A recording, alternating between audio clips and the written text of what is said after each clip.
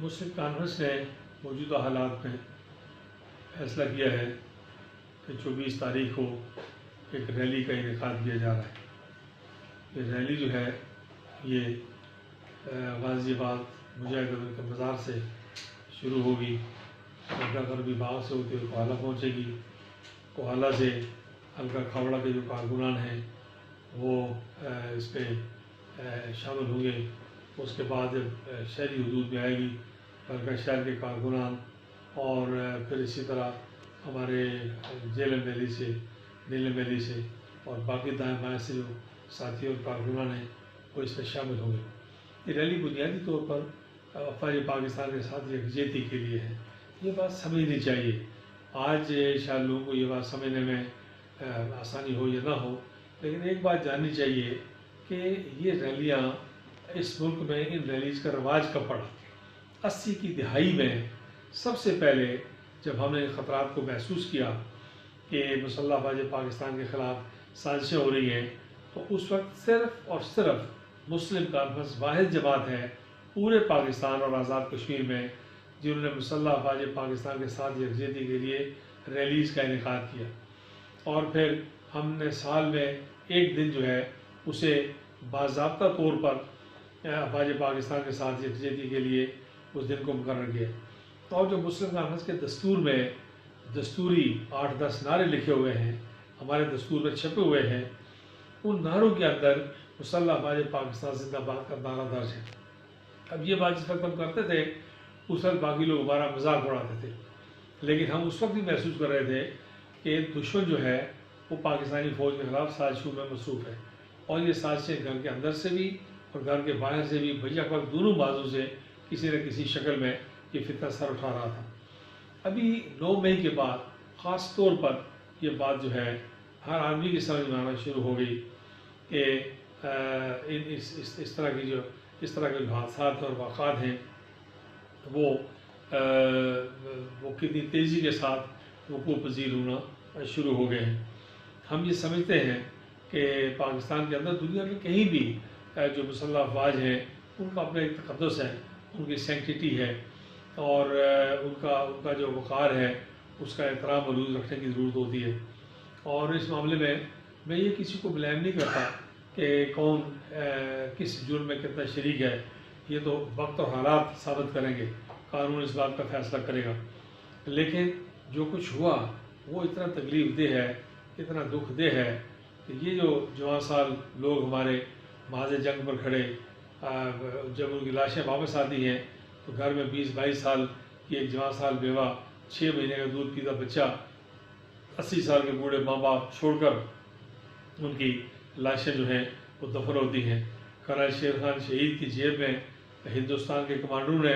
لکھ کر بھیجا کہ جس بے جگری سے یہ آدمی لڑا ہے اس کو پاکستان کا بہادری کا سب سے بڑا ایوارڈ دیا جائے اور اعزاز دیا جائے۔ اور جب اس کا پوسٹ مارٹم ہوا تو اس کے پیٹ سے گھاس نکلا، تو 5-6 دن تک گھاس کھا کے تو وہ ہندوستان کے خلاف اور پاکستان کے دفاع کے لیے اور کشمیر کی حفاظت کے لیے لڑتا رہا۔ تو ایسے لوگوں کے اگر مونیومنٹس اور ایسے لوگوں کے یادگاریں جو ہیں ان کو نقصان پہنچایا جائے، ان کو توڑا جائے، اور پاکستان آرمی کی جو انسٹالیشنز ہیں ان کو ایم عالم، تاریخ کا ایک عجیب و غریب مارکہ ہے کہ ایم عالم نے چند سیکنڈ میں ہندوستان کے کتنے جہاز گرائے اور ہندوستان کے اندر کتنے تابڑتوڑ کامیاب حملے کیے اور باعث طریقے سے واپس آئے، تو اس جہاز کو جلا دیا گیا۔ تو یہ جو صورتحال ہے یہ اس بات کا تقاضا کرتی ہے کہ ان واقعات کی نہ صرف مذمت کی جائے بلکہ یہ مطالبہ کیا جائے کہ ان جرم میں جو لوگ شامل ہیں اس کو انہیں کیفر کردار تک پہنچایا جائے۔ یہ بالکل الگ بات ہے، میں اس بات کے قطعاً حق میں نہیں ہوں کہ کسی ایک بے گناہ شخص کو بھی جو ہے وہ کسی قسم کے الزام کی زد میں لایا جائے، یا عورتوں کے تقدس کو پامال کیا جائے، یا چادر اور چار دیواری کا تقدس جو ہے وہ متاثر ہو۔ میں ذاتی طور پر پاکستان کے انٹرسٹ میں یہ بات سمجھتا ہوں کہ ان معاملات میں ویسے بھی یہ حالات پیدا کرنے میں کوئی ایک دن میں تو پیدا نہیں ہوئے، یہ حالات پیدا کرنے میں ہمارے جتنے سٹیک ہولڈرز ہیں، کسی کی غفلت، کسی کی غیر ذمہ داری، کسی کی نااہلی، کسی کے غلط ڈیسیژنز، کسی کا غلط رویہ، کسی کا وقت پہ فیصلے نہ کرنا، کسی کا ویژن کا مظاہرہ نہ کرنا، کسی نہ کسی شکل میں تمام سٹیک ہولڈرز بات میں شامل ہیں جن حالات سے آج پاکستان کا واسطہ ہے۔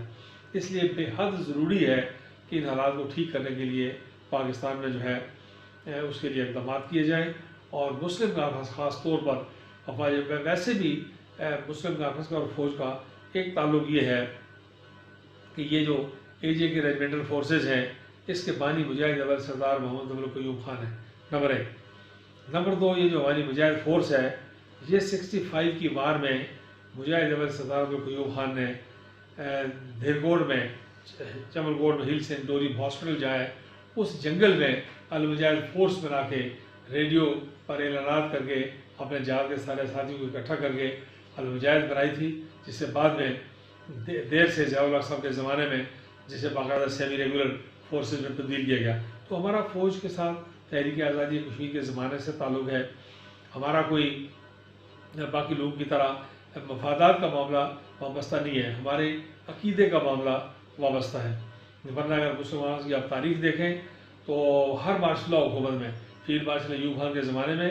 مجاہد اور غداری کے مقدمے میں 18 مہینے تک راولپنڈی کی جو پرانی جیل تھی اس میں پھانسی کی کوٹری میں رہے، ڈیتھ سیل میں 18 مہینے تک رہے۔ اگر آپ اس کے بعد دیکھیں، بھٹو صاحب سول مارشل ایڈمنسٹریٹر تھے، ان کے زمانے میں 18 مہینے بندی جیل میں رہے۔ جنرل ضیاء الحق صاحب نے مارشل لا لگایا تو مجاہد السردار قیوم خان صاحب جو تھے وہ 18 مہینے مظفر آباد جیل میں رہے۔ تو یہ جو مارشل لا کی حکومتوں کی مخالفت ہے یا جرنیلوں کے غلط فیصلے ہیں، ان کی مسلم کانگریس نے کبھی تائید و حمایت نہیں کی، اور اس کے معاملے میں ساری زندگی کا ریکارڈ واضح ہے۔ لیکن فوج کو بطور ادارہ اور بطور دفاعی قوت پاکستان، دیکھیے یہ بات سمجھنی چاہیے، ہر آدمی کو سمجھنی چاہیے کہ دشمن کس چیز کو پاکستان سمجھتا ہے۔ دشمن نہ ہماری پارلیمنٹ کو، نہ ہماری عدلیہ کو، نہ ہماری ایڈمنسٹریشن کو، نہ ہماری پالیٹکس کو، نہ ہماری دیگر قوتوں کو، کسی چیز کو پاکستان ماننے کے لیے تیار نہیں ہے۔ دشمن کے نزدیک پاکستان کا مطلب صرف اور صرف مسلح افواج پاکستان ہے، یہ بات سمجھنا چاہیے۔ اور افواج پاکستان جو ہیں، کسی بھی ملک کی افواج جو ہیں، یہ تجربہ ہو چکا کہ لیبیا کی معیشت کتنی طاقتور تھی، مضبوط تھی، لیکن فوج نہیں تھی تو لیبیا کا کیا اشر ہوا، مصر کا کیا اشر ہوا، شام کا کیا اشر ہوا، عراق کا کیا اشر ہوا، یمن کا کیا اشر ہوا، صرف ایک فوج کے اور لوگوں کے درمیان بد اعتمادی پیدا ہونے کی وجہ سے۔ اور جب یہ بد اعتمادی پیدا ہوتی ہے تو فوج کمزور ہوتی ہے، فوج لڑنے سے قاصر ہوتی ہے۔ پاکستان ایسا ملک ہے جو چاروں طرف سے خطرات میں گھرا ہوا ہے، اور پاکستان کی اولین ترجیح میرے نزدیک، میں اپنی بات کرتا ہوں، میرے نزدیک معیشت راتوں رات ٹھیک ہو سکتی ہے، معیشت کوئی ایسی چیز ہے جس کے لیے ترقی ہوا جا رہا ہے، لیکن دفاع راتوں رات ٹھیک نہیں ہو سکتا۔ معیشت جو ہے، میں راتوں رات اس لیے کہہ رہا ہوں، ذمہ داری سے کہہ رہا ہوں، 2 مرتبہ مجھے حکومت میں رہنے کا اتفاق ہوا ہے، 7ویں مرتبہ اسمبلی میں بیٹھا ہوا ہوں۔ یہ ہمارے 25-30 ارب ڈالر ایسے ہیں جو اسی جون کے بجٹ میں ٹھیک ہو سکتے ہیں۔ کسی طرح بھی جو ہے وہ پاکستان کے اندر پیسے کی کمی نہیں ہے، اور نہ جو ہے وہ ایسی مشکلات ہیں کہ جو کسی طرح جن کا علاج نہ کیا جا سکے۔ 6 ارب ڈالر ایسے ہیں جس کی ہم ٹافیاں، چاکلیٹ، سگار، پرفیوم، بسکٹ اور مٹھائیاں سال میں امپورٹ کر کے کھاتے ہیں، بیک اپ کا سامان۔ سوال یہ پیدا ہوتا ہے کہ کیا ہمارے جہاں غریب ملک 6 ارب ڈالر اس طرح برداشت کر سکتا ہے؟ ہمارے ہاں 17 ارب ڈالر ایسے ہیں، اور میں نہیں کہہ رہا، یو این ڈی پی کا سروے، آفیشیل سروے ہے، یو این ڈی پی نے یہ کہا کہ ہمارے ہاں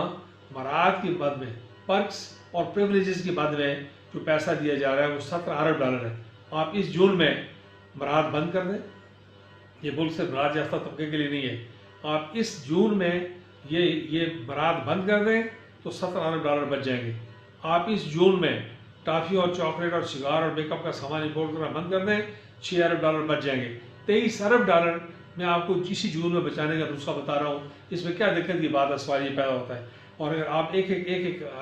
عرب ملکوں سے، ہمدرد ملکوں سے 1 ارب ڈالر مانگ کے آپ اپنا کام چلانا چاہتے ہیں، تو میں آپ کو 20-25 ارب ڈالر راتوں رات جو ہے وہ ٹھیک کرنے کا طریقہ بتا رہا ہوں، اور یہ بین الاقوامی سرویز ہیں، یہ کوئی پولیٹیکل گپ شپ نہیں ہے۔ تو کہنا میں یہ چاہتا ہوں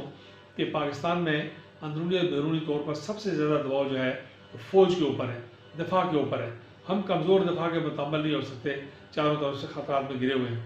اس لیے 9 مئی کو جو کچھ ہوا وہ بڑا قابل مذمت ہے، افسوسناک ہے، تشویشناک ہے، اندرونی بیرونی سازشوں کا نتیجہ ہے، اس کی روک تھام ضروری ہے۔ البتہ شرعی مسئلہ بھی ہے، رسول اللہ صلی اللہ علیہ وسلم نے ایک حدیث میں فرمایا، اور اس حدیث کا مفہوم یہ ہے کہ کسی گنہگار کو چھوڑ دینا بہتر ہے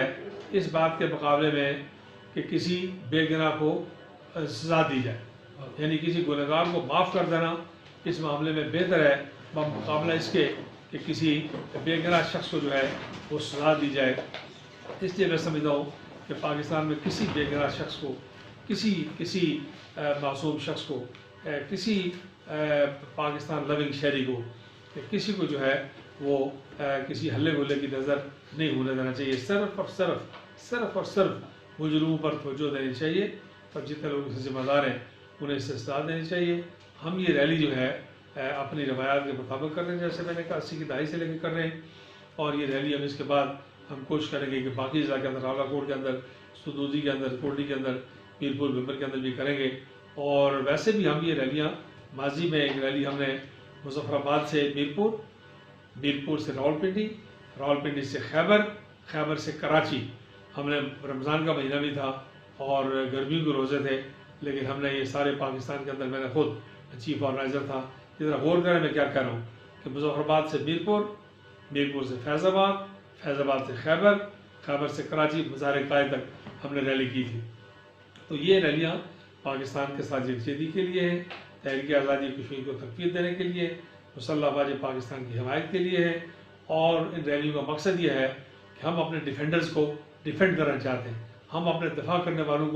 کا دفاع کرنا چاہتے ہیں، ہم اپنے دفاع کرنے والوں کے خلاف ہونے والی سازشوں کا مقابلہ کرنا چاہتے ہیں۔ ہم دشمن کو یہ میسیج دینا چاہتے ہیں کہ مسلح افواج پاکستان مشکل کی اس گھڑی میں کبھی تنہا نہیں ہے، تمام مغربی مدد قوتیں ان کے ساتھ ہیں۔